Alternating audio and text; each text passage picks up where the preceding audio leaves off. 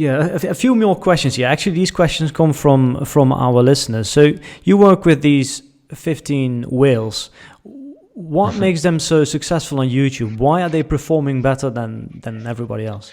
Yeah, it's a good question. So, one thing when you look at our whole roster, I think one thing that really stands out that you wouldn't see if you just like went on our website, but most of our clients have been doing this 7, 8, 9 years. I mean, they've had long careers. It's not like Mr. Beast blew up out of nowhere. He's been filming videos since he was 13 years old.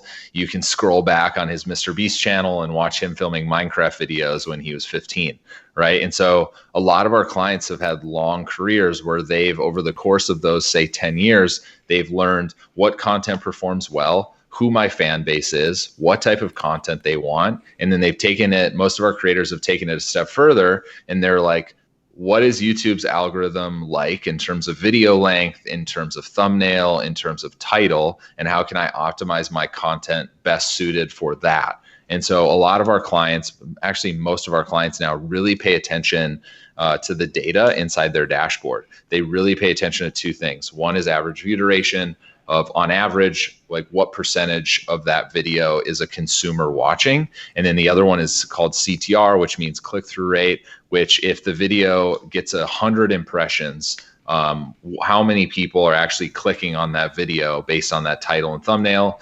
Those are like the two things that our clients really pay attention to. And we found out like that's how YouTube is suggesting content. Whatever has high AVD and high CTR is really like what's getting suggested. And so that's one thing that's made a lot of our clients successful, is just really understanding why videos do well on YouTube and how they can best optimize for that. What about when it comes to mindset?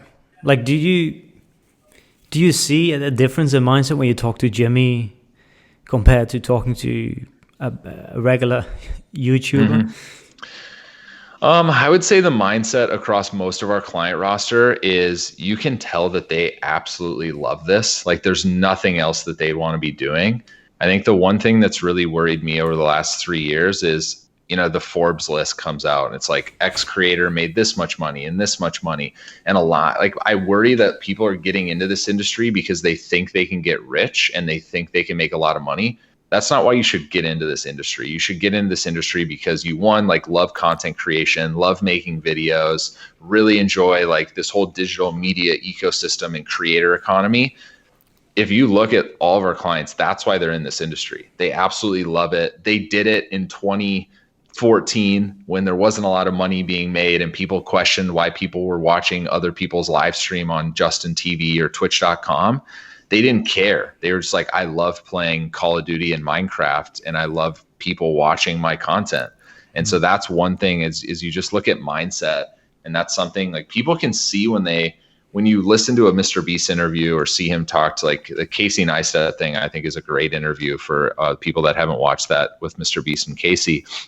You can just tell that he absolutely loves this. He consumes this content or this type of content 24/7. And everything that he does revolves around his YouTube and being the biggest creator in the world.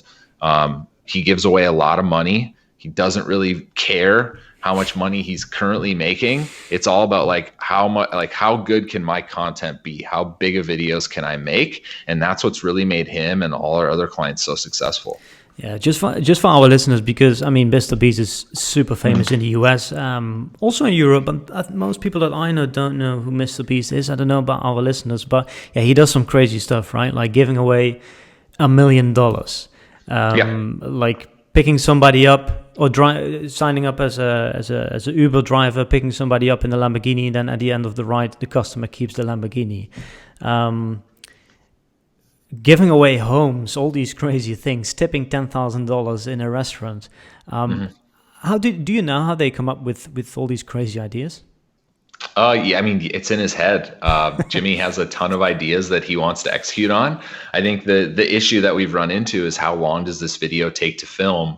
And when we get done filming it, is it high enough quality for him to post it, or does it just get thrown in the trash? That's become the issue, not really like, do we have enough good ideas to execute on? What's the percentage of video that you throw in the trash? It's definitely lower than it was in 2018 and 2019 because we have a more like robust team internally that helps them execute. But I would say there's like 20%, maybe a little higher of videos still never see the light of day. Yeah, well, that's expensive if you give away so much money. Yeah.